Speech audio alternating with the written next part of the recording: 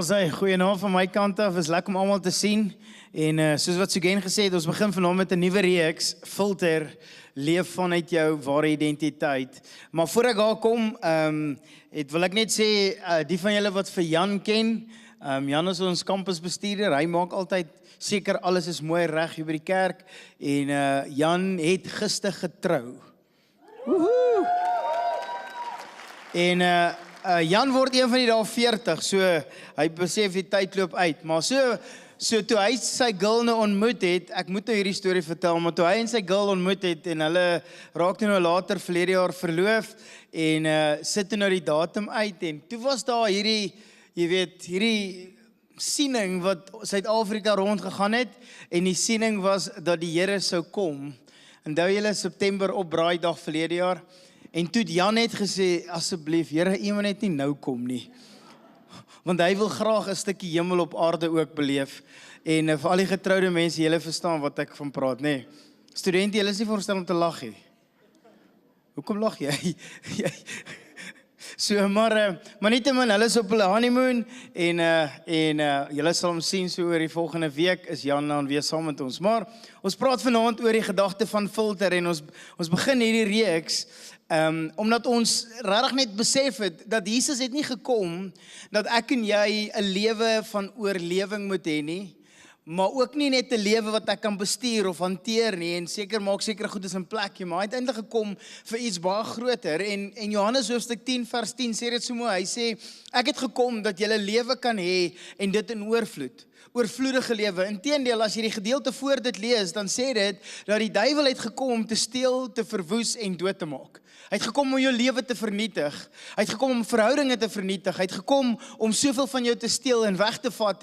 En ons kyk na hierdie prentjie wat Jesus sê, maar ek het gekom sodat jy 'n lewe in oorvloed kan hê, is juist dit wat hy oordroom. En wanneer hy die woord lewe gebruik, is dit die Griekse woord zoe, wat letterlik beteken oorvloedige betekenis. Dit bedoel, dis doelgerig, daar's die Engelse woord vitality, daar's meer as net dit, dis 'n verhouding met God, maar nog steeds, kom ons as mens, dan besef ons wil nog steeds ons eie ding doen, want ons vertrou nie goed genoeg nie. En so met ander woorde, wanneer Jesus kom, dan sê hy eintlik, ek wil hê jy moet 'n lewe leef sonder filter.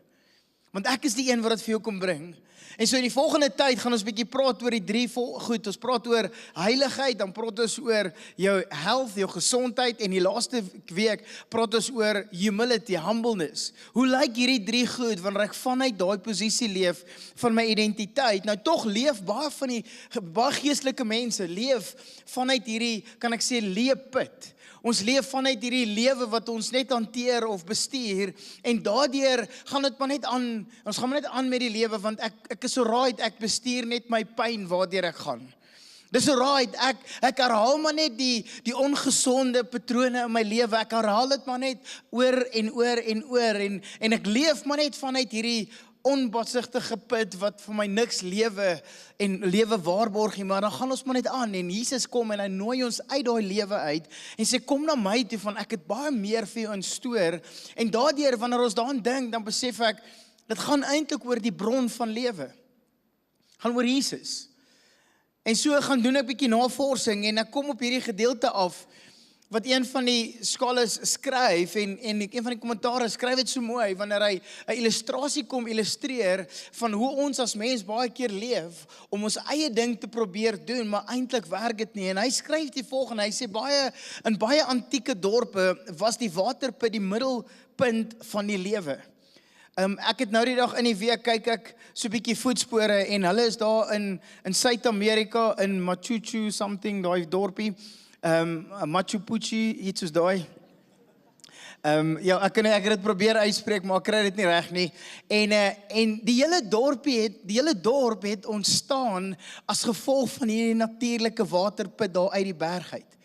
En nou is hierdie so populêr met toerisme, want almal wil gaan kyk wat daar aangaan in hierdie dorpie Machu Picchu. Daai een. Hy is in Suid-Amerika. En die hele dorpie bestaan uit hierdie. Nou skryf hierdie kommentator, hy sê, alles het gebeur in die middel van die lewe, was dit eintlik hierdie waterput, maar alles het van die put af afgehang. So alles wat daar gebeur het, is as gevolg van die water wat daar ontstaan is. Maar as jy dink vir 'n oomblik, as hierdie put moes opdroog, sou die hele gemeenskap onder dit lê. Die hele gemeenskap sou na ander bronne soek, en wat anders as hierdie put op die einde van die dag dalk besoedel sou raak? Wat dan? Dit sou nog erger geraak het, en mense het baie keer probeer om iets anders te doen. Nou dink jy vir 'n oomblik, ek en jy weet presies wat dit is wanneer 'n waterbron besoedel is, want hier in Centurion is daar so 'n rivier wat hier deurvloei, sy naam is die. So julle weet waarvan praat ek. Van julle bly baie naby aan hom. In die winter ryk jy hom, in die somer sien jy hom en dan dink jy, moet net nie daarin swem nie. Maar in plaas daarvan het hierdie mense, in plaas van om hierdie put reg te maak, om te gaan kyk wat is die oorsaak van die put, en dieper in te gaan, en seker te maak, hierdie put gaan, jy weet, hierdie put is maar net, is reeds gesond, maar dalk is daar iets anders, wat 'n mensgemaakte ding is, wat hierdie besoedel, het hulle gegaan en besluit, weet jy wat, ons gaan nie verder aan daai putkarring nie, kom ons gaan en ons gaan maak ons eie klein putte. Kom ons gaan en ons grou klein gate wat ons dink, wat op die einde van die dag ons lewe gaan vervul, en daardeur gaan ons water kry, maar wat hulle nie besef het nie, dit bly nog steeds besoedel, want die bron is besoedel, en daardeur kom Jeremia, die profeet Jeremia in hoofstuk 2, dan gebruik hy hierdie amazing voorbeeld, wanneer hy vir die mense kom sê, hoe hulle eintlik leef. Hy sê die volgende, hy sê, my volk het 2 sondes gedoen. En dis God wat praat, Jeremia praat namens God. Hy sê nommer 1, julle het my verlaat, die fontein van lewende water. Julle het my verlaat, en dan sê hy die tweede ding, julle het julle eie opgaarputte uitgekap, gebreekte opgaarputte wat nie water kan hou nie. Julle het probeer om hier 'n klein put en daar 'n klein put en daar, want dit lyk asof dit water gaan opbring en dit lyk asof dit my lewe gaan vervul, maar eintlik het julle eintlik weggeloop van die bron van lewe af. En almal van ons wat hier sit, gly my klats. Ek raak emosioneel. Almal van ons wat hier so sit, is skuldig hieraan, ek include. Ek en Kleis, ek weet wat dit is, wanneer ek op 'n plek was waar ek die lewende water beleef het, en hierdie wellspring, hierdie vars water van lewende water, wat genaamd is God, beleef het, en op 'n stadium, vang jy bietjie aan in jou lewe, en op 'n stadium, dan vang jy so detour, en as jy iets aanvang in jou lewe, raai wat doen ons baie keer, ons hardloop weg van God af, en ons probeer om sekere goed te fix in ons lewe, dan kom ons agter, dis nutteloos. En maak nie saak hoe oud jy is en wat jy agter jou naam het of wat jou bankbalans is en waar jy bly nie. Ons almal het al in hierdie lewe dit probeer om ons eie putte te grou en te sê, hier gaan ek ietsie doen. Maar eintlik moes ons net teruggaan na die bron toe. Jeremia sê vir die volk, hy sê, julle het my verlaat, julle het God verlaat. God is die bron, hy bly daar, maar ons het gekies om weg van hom af te gaan en te dink, ons gaan iets beter kan doen as wat God gedoen het. En so kom sê hy sê, dis wat julle doen. Julle is eintlik besig om jou lewe te besoedel. En so wanneer ons daaraan dink, dan besef ek, wat is hierdie gebreekte putte wat hy eintlik van praat? Dit verwys na sukses. Ek probeer alles in my vermoë om sukses te behaal en daardeur grou ek my eie put, want ek wil graag suksesvol wees. Ek wil graag 'n put maak sodat ek die goedkeuring kry by mense.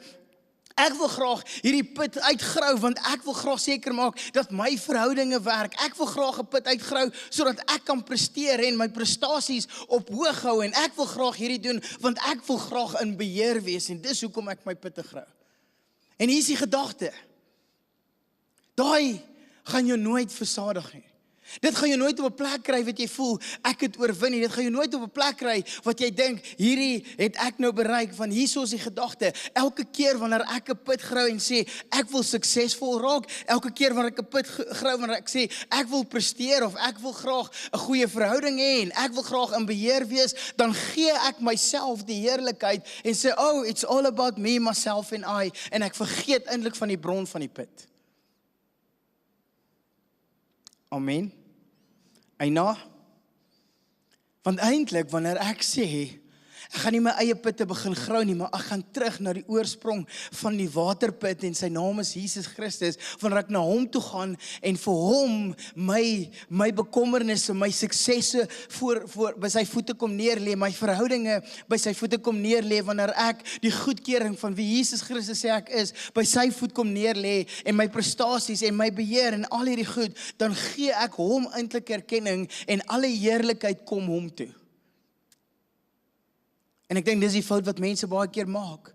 Ons probeer al hierdie bronne in ons eie lewe kom regstel. Inteendeel, een van die grootste mislukkinge wat ouens al ooit oor die lewe, oor die wêreld van kerk nie reg gekry het nie, is om heilig te leef. Ja, ek het dit gesê. Want ons probeer heilig leef om ons gedragspatrone te verander. Ons probeer heilig leef en ek gaan nou 'n bietjie minder dit doen en ek gaan minder daai doen en ek gaan minder daai doen. Jy kan gaan vra 'n bietjie die ouens wat lank gerook het, dan hoor jy die ouens sê, hoorie nee, ek is nou 'n kerkmens, ek gaan nou nie meer 20 sigarette 'n dag rook nie, ek gaan nou by 10 eindig. En dan begin hulle, as hulle by 10, as hulle nie môre gaan ek nou net 8 rook. En dan sê hulle die derde dag gaan ek nog net 6 rook. En dan die vierde dag 4. En dan gaan ons so af. En dan sê hulle nee, ek gaan nog net 1 dag. En as hy by 1 kom, as 1 nie genoeg nie, dan begin ons maar weer by 20. Allee ons wat al gerook het, sê amen. Sien jy, daar is 'n paar. Die res van julle wat rook sê amen. Nee, ek joke. Jesus sê in Johannes hoofstuk 4 op 'n stadium vir 'n dametjie, hy sê, hallo, wat maak jy hier so by hierdie waterput? Hy sê, weet jy nie, dat jy van hierdie waterput drink, sal jy nooit weer dors nie. Sal jy nooit weer op 'n plek kom wat jy wonder, hoe het ek hier gekom nie? Want God se oorspronklike plan vir jou en my, was eintlik om in verhouding met hom te leef, en so 'n verhouding, dat ons 'n intieme verhouding, inteendeel 'n volmaakte verhouding, wat eintlik sê, dat ek en jy is heilig, as gevolg van wat God gedoen het, en as gevolg van wie God is, en so het ons geleef in die tuin van, in die tuin van Getsemane, maar in die tuin van Eden het ons so geleef, saam met God, dat God eintlik, die Bybel sê, dat Adam en Eva het saam met God gewandel, daar was 'n verhouding, 'n harmonie rondom hierdie verhouding, en hulle was geken as mense wat heilig was. En so daar het ons gesien hoe hulle vrede gehad het met God. Hulle het vrede gehad met mekaar. Hulle het vrede in hulle self gehad. En vandag, omdat ons eie putte wil grou, ons eie waterputte wil grou, maar kry ons elke keer hierdie onsekerheid in ons harte en ons gees, en jy is nie tevrede met jouself nie. As ek maar net dit was, of as ek maar net dit kon bereik het, en alles van hierdie sê eintlik dat God ons geskape het, en die mense se behoeftes is eintlik 3 goed. Ons het 'n behoefte aan liefde. Almal van ons. Ons het 'n behoefte aan doelgerigtheid of purpose. Ons wil graag voel, ek behoort, ek het iets bereik. En die laaste ding is, ek het 'n behoefte om gewaardeer te word. Ek het waarde in my lewe. En die amazing deel van toe God vir Adam gemaak het, kyk hy hom so, en toe is Adam nou daar, en hy kyk vir Adam so, en hy sê, Jesusie ou, jy's great. Maar dit is nie goed dat jy alleen kan wees nie. Jy gaan nie regkom nie. En so al die getroude mans, toe maak die Here vir jou 'n vrou. En jy dink net vir 'n oomblik, wie sou met jou gemou het om die handdoek van die grond af op te tel? En jy het al die tyd gedink, jy weet, dis 'n feetjie wat hier in die aand kom, en die skolle goed was, en jou wasgoed was, en al hierdie tipe goed, en al die man sê amen. Nee, moenie nou amen sê nie, verkeerde tyd. Maar eintlik het God jou iemand gemaak wat by jou kan wees, want hy het geweet, jy gaan moeilikheid wees vir jouself as jy alleen is, en hy maak vir ons iemand wat ons kan help, wat by ons kan wees, en daardeur help ek haar ook in die huis met skollegoed was en wasgoed ophang. Al die vrouens sê amen. Daar's 'n saggies amen. Moenie jou vrou, jy weet, elbow nie asseblief. Maar dit is die waarde van wie ons is. En hierdie intimiteit, wil God graag hê ons moet saamleef. So, maar wat het verkeerd gegaan? Hoekom het ons nie daai lewe vandag? Hoekom leef ons nie soos wat Adam en Eva gehad het in die tuin van Getsemane? Want die sondeval. En die duiwel het gekom om hulle identiteit aan te val en daardeur het daar soveel twyfel gekom wanneer hy sekere goed kom vra.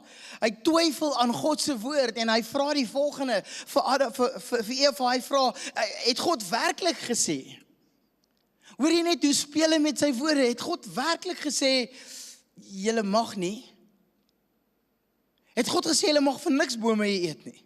Ewe skielik is daar hierdie onsekerheid. Hy vat God se karakter en hy bou 'n leuen op God se karakter, wat hy eintlik sê, as julle hiervan eet, sal julle beslis sterwe. Nee man, ek dink nie dit is die waarheid nie.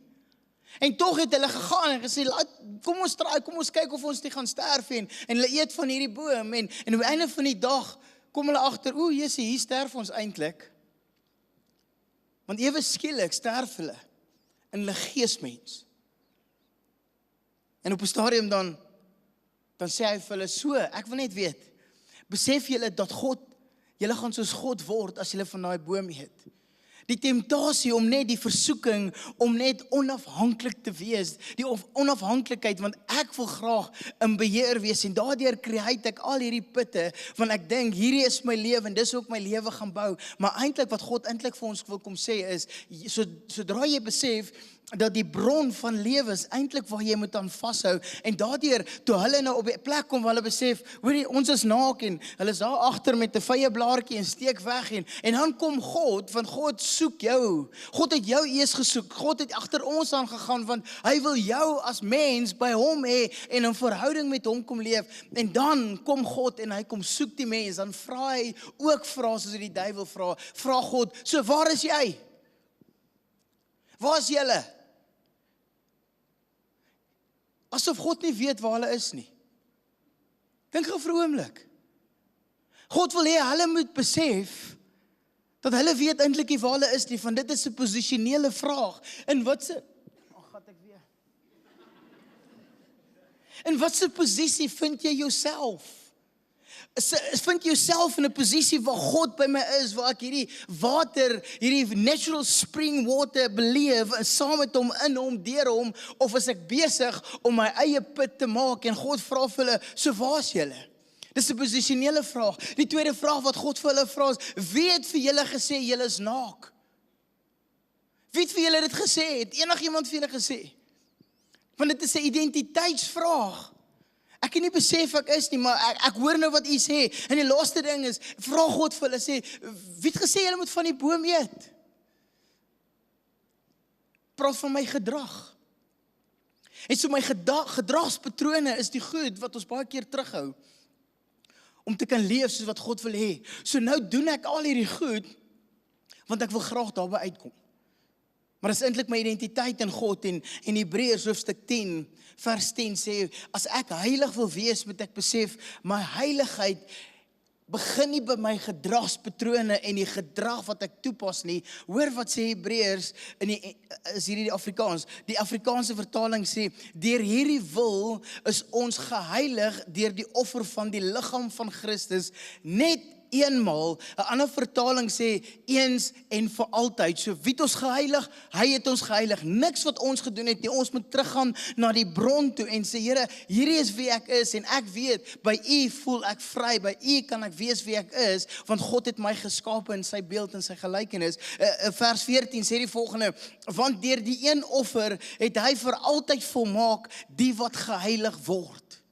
Hy het jou vir altyd heilig gemaak, maar jy moet besef dat my heiligheid is nie noodwendig, begin nie in my gedragspatrone en dit wat ek moet doen nie, maar my heiligheid is eintlik vasgevang in my identiteit, want heiligheid het gebeur deur Jesus Christus. Dis 'n posisie wat ek al reeds moet inneem en sê, dis wie ek is.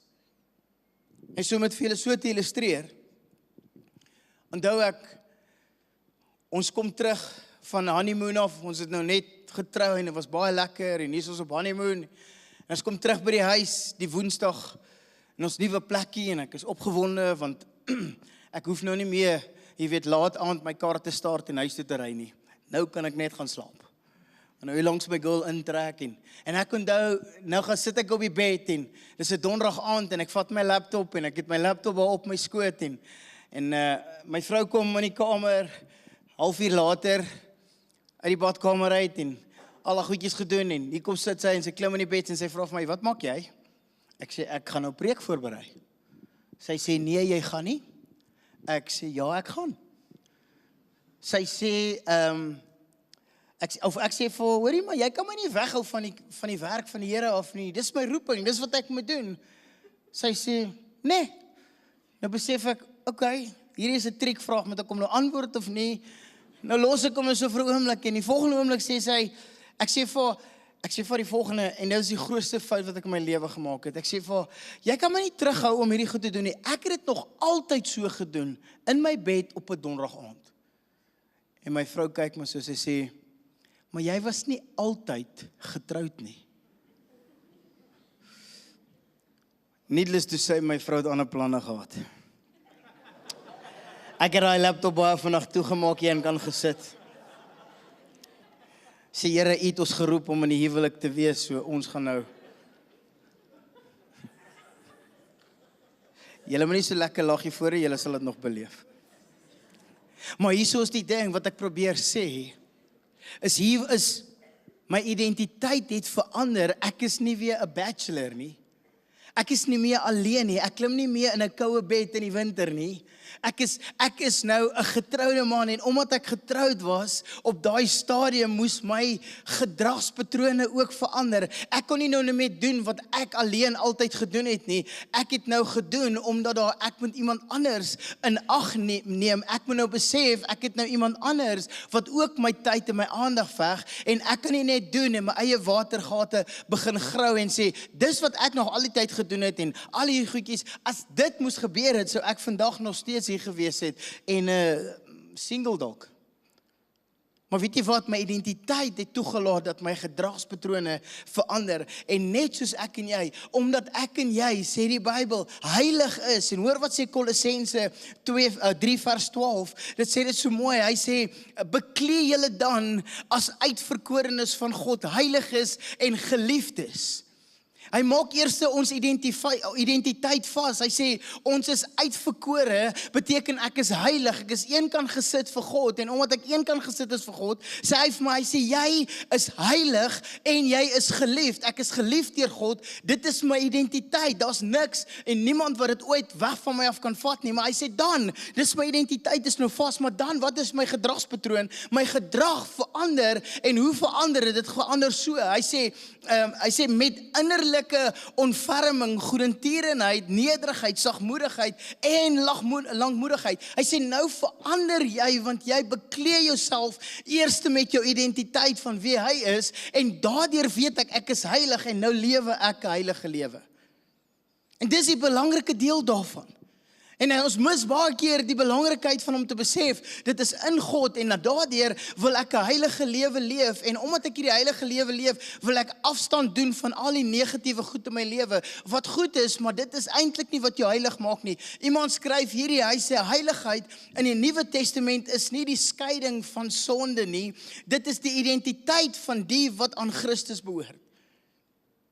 Afsonderlik deur sy offer en geroep om te leef in die werklikheid van wie hulle reeds is in hom. Heiligheid is nie iets wat ons vir God bereik het nie. Dit is iets wat Christus namens ons bereik het.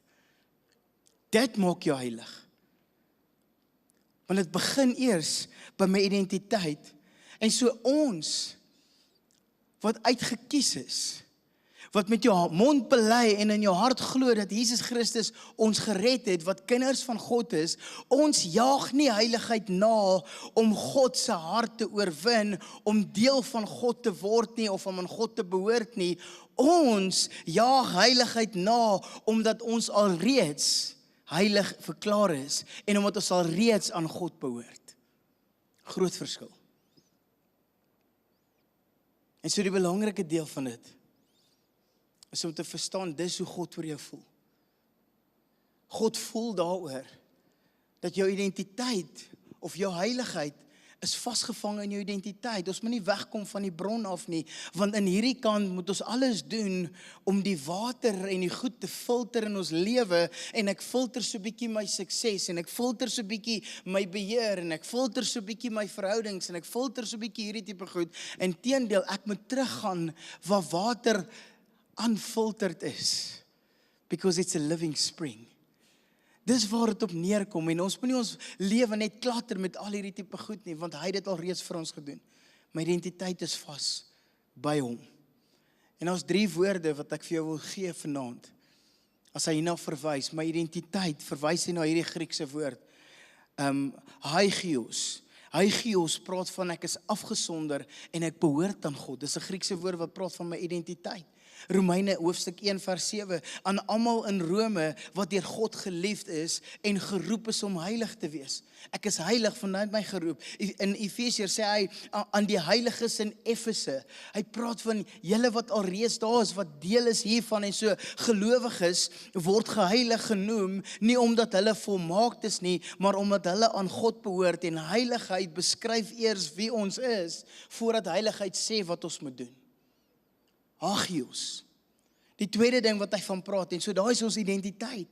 Die tweede gedeelte praat van sanctification, God se aksieplan. Hy sê, dit is die woord hagioso, wat letterlik beteken om te heilig, om heilig te maak, om voor God af te sonder. En dan sê hy die volgende, in Johannes 17 vers 17, wanneer God ons roep, dan sê hy, sanctify them by your truth, your word is the truth. Heilig hulle deur u woord, die woord is die waarheid. God wil hê, ons moet sy woord vat en daardeur eers ons identiteit vasmaak, maar hy maak ons heilig, omdat ons hom die reg gee om ons heilig te maak. So dit begin by hom. En die laaste woord wat hy gee, is hagiomos, wat letterlik beteken the process, of die proses om toestand van heilig te word. Dit is die proses waardeur ek gaan om geheilig te word, sodat ek nie my eie goed hoef te doen nie, maar dat ek teruggaan na die bron van lewe. In 1 Tessalonisense 4 vers 3 sê dit, hy sê, for this is the will of God, that you being sanctified. Romeine 6:22, now that you have been set free from sin, the benefit that you reap, the benefit that you reap is holiness. So omdat hy jou heilig wil maak en heilig verklaar, maar jy moet hom toelaat om dit te kan doen in jou lewe. En so om dit saam te vat en die band kan opkom, sê dit eintlik die volgende. Dit is eers my identiteit in God, as ek heilig wil leef, sonder filter.